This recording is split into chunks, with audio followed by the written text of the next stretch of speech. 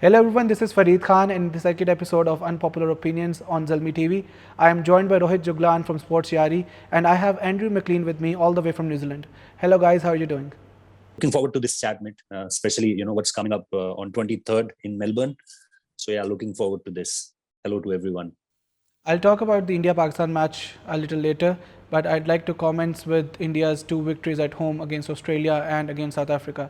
So Rohit, tell me about India's preparation so far. They went to Australia early. They suffered a defeat against Western Australia yesterday, which I guess did not go well with their preparations.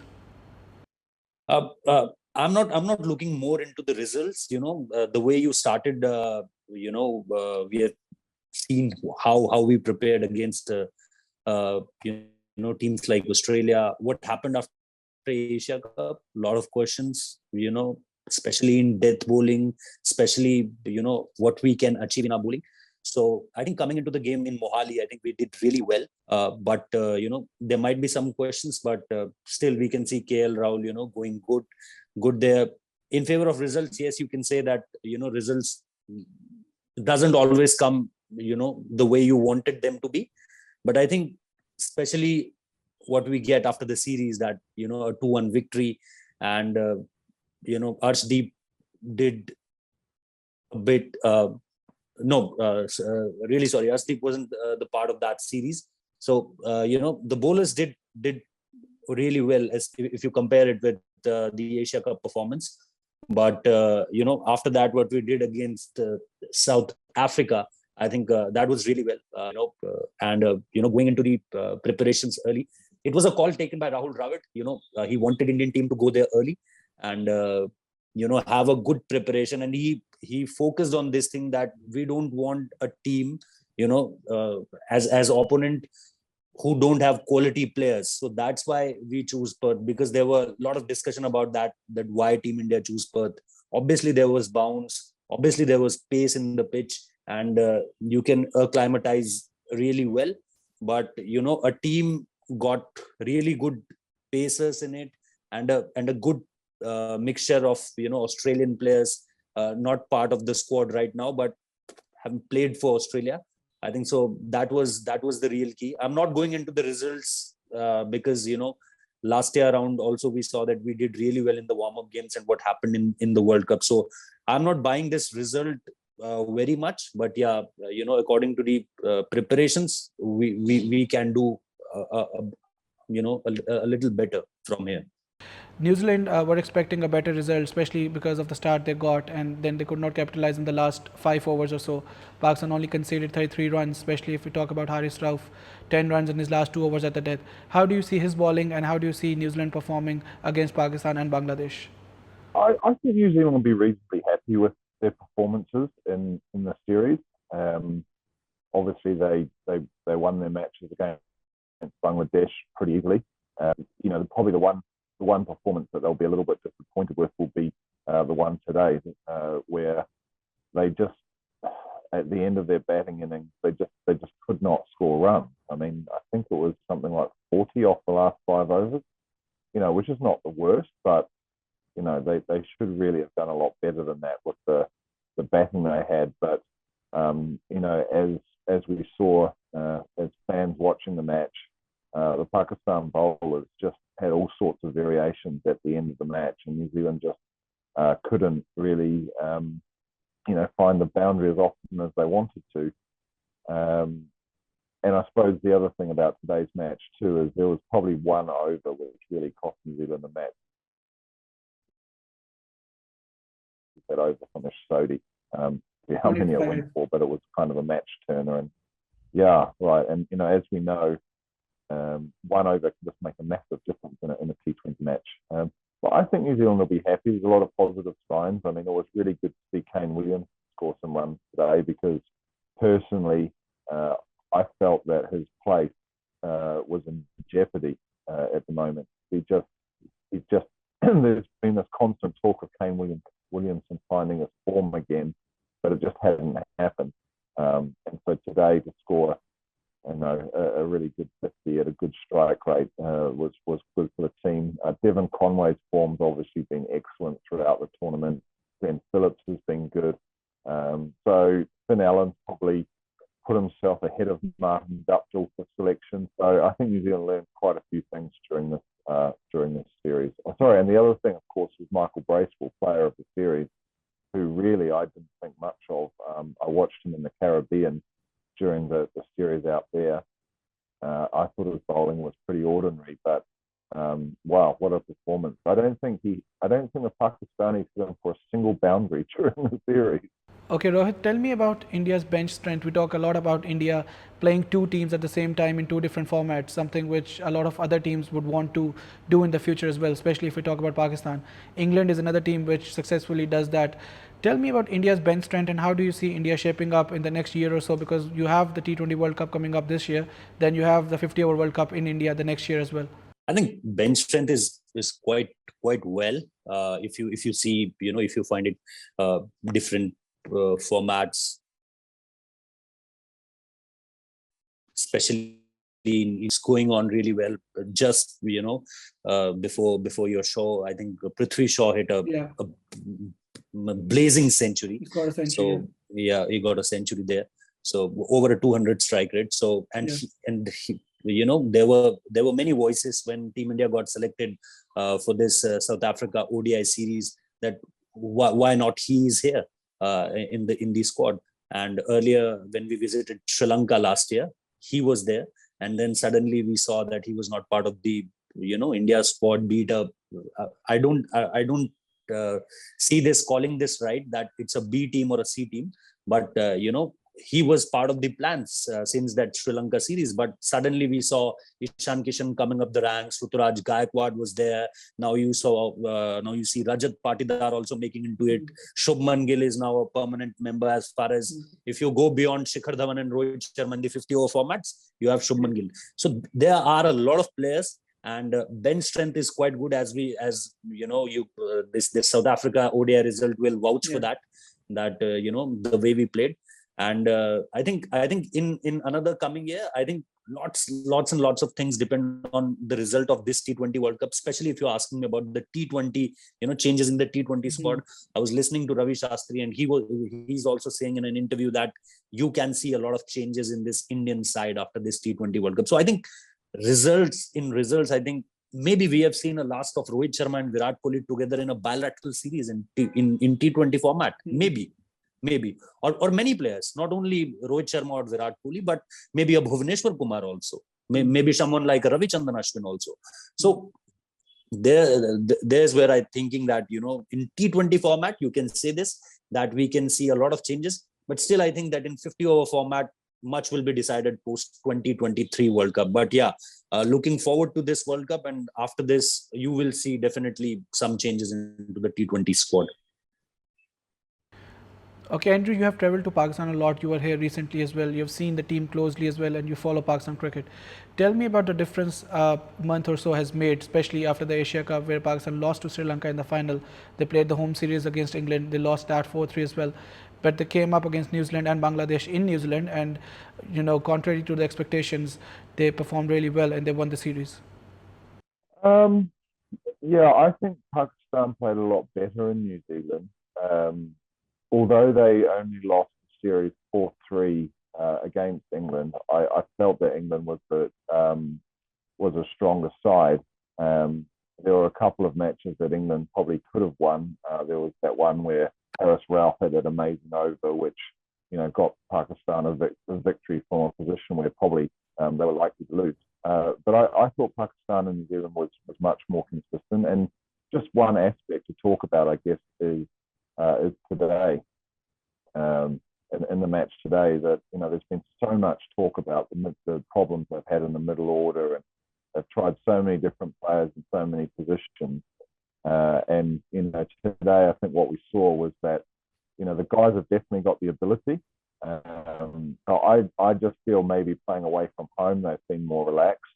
One thing that actually really surprised me is in that first match, it was only 12 degrees in Christchurch at night time, but I thought their fielding was better. I don't really remember too many drop catches or anything, unlike New Zealand, for example, who were pretty average. So yeah, I think these extra matches have probably helped Pakistan in terms of figuring out their side. But the other thing I do wonder about, though, is how beneficial this it was to actually play this tri-series in New Zealand. Rohit, I'd like to ask you about the India versus Pakistan rivalry. Probably the most watched match is going to take place on 23rd October at the MCG in Melbourne. Yes. So talking about the rivalry, I think that this time around it's gonna break every record of the TV ratings. This is yeah. I generally know this, that this time around, because there's few reasons for this. Early 90s Pakistan was dominant, 80s Pakistan was dominant. Early 2000s India coming up to the ranks. We remember 2003, amazing, that World Cup match. After that, what happened in till 2011, 2000, and I remember the statement what Shahid Afridi said a few days ago, that under MS Dhoni, Pakistan was a different team. Means Pakistan, doesn't give you that kind of confidence that they can win there, against India in any tournament. After that, what happened after 2017 in the finals? Pakistan beat India. Then again, we thought, oh, just one bad day for us. Then in 2018 Asia Cup, we beat Pakistan convincingly. In 2019 World Cup, we beat Pakistan convincingly. And then what happened from last, 1.5 year? I think that was I said this, in Dubai also, that 152 without losing a wicket is a water-shedding moment in Pakistan cricket. It's completely changed the Pakistan cricket, the confidence they have right now. And what I observe after that, in Dubai, when I was in Dubai for the Asia Cup, I specifically saw this, that when now Pakistan comes versus India, they punch above their weight, which earlier doesn't happen. It was all about confidence. Pakistani captains looking a bit shaky there. But what I saw in Babar right now is, and the whole Pakistan team, not in individually, I'm not saying in individual basis that only Babar looks like that. Babar, Rizwan, Nawaz, Shadab, Shaheen Shah, Afridi, you talk about everyone, and they punch their, they punch above their weight. What we usually say for New Zealand in the ICC tournaments, no one talk about that. Always the, we say in English, always the bridesmaid, never the bride. Yeah. So that was quite like this, that Pakistan team always punch above their weight. In the Asia Cup also, look at that game on 28th. It was a low target chase for India, but still we needed a good Jadeja inning, we need a good Hardik Pandya inning. We all know that last over, we know that Naseem Shah got injured in between. Yeah. So it was not that convincing win for India, but otherwise you saw what happened on, I think, fourth, when Nawaz hit those convincing runs. Yeah. So what I want to say this is that now when Pakistan comes versus India is not playing up to their potentials, and Pakistan is punching above their weight. So in paper, still, if you write the players and you go versus mode, one-on-one, I still think that, being, if right now I'm putting myself into a neutral position, I'll say our India team is a bit better. Indian team is a much stronger team, comparing players versus player. But when I see them on the ground now, I know that this Pakistan team is different. So I think that's why I'm saying that this is the moment. But do you think Dubai or the UAE had a lot to do with those results, and now they're coming to play in Australia, bigger grounds, different conditions? Do you think that would play a part? That can surely play a part, but sometimes you comes with this, and especially in India-Pakistan game, you always have this in your mind. And this is not I am as a journalist saying, this is not I am like a fan saying, this is your players say. This is the players say that, in front of the camera or in front of the media, they will say that, oh, this is just another game for us. But I've had a lot of conversation with players behind the camera, and they always accept this, that India-Pakistan game, there's something else in the dressing room. Conversation, strategies, part of discussion, that bowler, that batter. When you go for the national anthems, there's different kind of energy, and we can all vouch for that. Yeah, the kind of atmosphere in 110 lakh people, I think 110K people. That could be the capacity. So you can always say this. Okay, there might be, a little more bouncy than means this time also. The Dubai wicket was not that typical Dubai wicket. There's bounce over it. But obviously you can't compare both Dubai and MCG. Yeah, these things were there. But, when Pakistan team and the Indian team will come to the ground, they will have this in their mind that, last time when we met, Shaheen Shah Afridi. I am telling you like an Indian fan, when Shaheen Shah Afridi was standing with the ball this time around and there will be KL Rahul or Rohit Sharma in front, bhai main 2 baar dekhunga. I'll think twice because I know what that guy can do. Coming after an injury, obviously there might be questions that form, the kind of right areas, what to hit. But I think this time around, it's going to break all TV ratings record, I think. Okay, Andrew, tell me about New Zealand specifically. New Zealand's chances to reach the next stage. This time around, they have Australia and England in the same group. How do you see their chances of advancing in the next stage? So just before I answer that question, I've got a very good friend of mine who lives in Melbourne. And one thing he's told me is that ticket sales for the tournament, apart from the India-Pakistan game, have been absolutely terrible. But the Pakistan-India game at the Melbourne Cricket Ground is going to be a sellout. And yeah, as we know, it is the fixture of the tournament. Actually, if we look at those groups, I'd probably, if I was Pakistan, I'd probably be more confident of getting out of my group than I would if I was New Zealand. I mean, I just can't see New Zealand beating England. England's side is just, I don't know, they just seem to have so much batting ability. The only thing I think could dig England into a bit of a hole actually is they're not quite sure who to pick with Ben Stokes coming back. Because in recent times, in recent times when they're in Pakistan, for example, and even now when they're playing these matches in against Australia, these warm-up matches, England doesn't even need to bowl Moeen Ali. He doesn't even bowl anymore, it seems. So, Ben Stokes doesn't even necessarily need to be there for his bowling. So, if he doesn't start scoring runs, then that, what will they do then? Liam Livingstone's still got to come back. So that would be the only thing that I'd be concerned about as an England fan right now. It's just I think they've got a selection dilemma, and that could play into the hands of the Black Caps, who really pretty much know their size. There's no dramas there. Yeah. So I think that's going to be the most important game. And I always kind of feel that we've always got a chance against Australia in this limited overs cricket. We've had a pretty good record against them for a very long time now. But I think back to the 2015 World Cup, for example, when we played brilliantly throughout the tournament, and we turned up in Melbourne and got absolutely thrashed. So you can never be too sure. But one thing I can say is New Zealand won't be scared of the Australians by any stretch. We've got as I mentioned before, high quality opener in Devon Conway. Possibly up there in the top batters in the world right now. And yeah, I just feel that the Australian side isn't looking brilliant either. So but I still fear that they'll come good, and especially with the addition of Tim David. So yeah, I wouldn't feel massively confident of New Zealand getting out of there, but I think our side is settled than the sides that we're competing against, which will play into our hands. Okay, Rohit, we'll do the last question in Hindi/Urdu because we have a lot of Indian subscribers watching as well.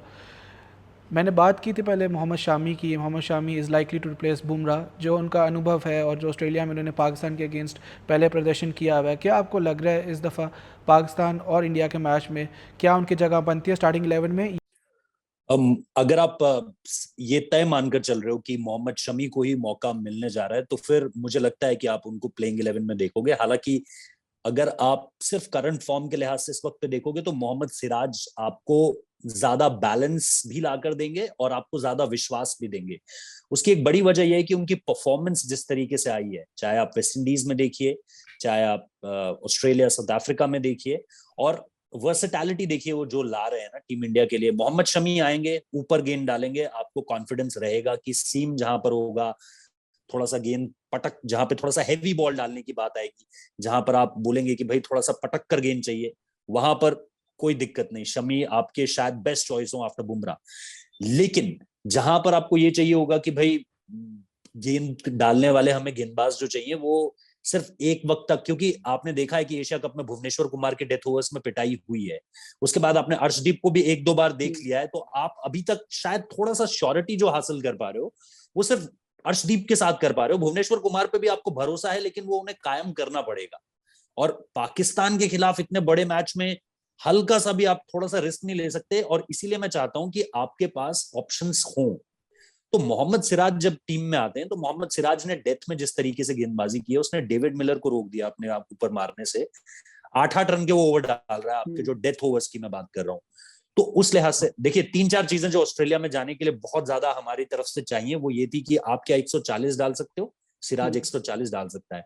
आप length ball डाल सकते हो, अच्छा बढ़िया वो डाल सकता है। आप यॉर्कर डाल सकते हो, डाल सकता है। आप बाउंसर्स, ये सारी की सारी चीजें जो 4-5 पैरामीटर्स थे ना, और डाउन अंडर क्या खेलने का आपको एक्सपीरियंस है, सिराज ने खेला हुआ है।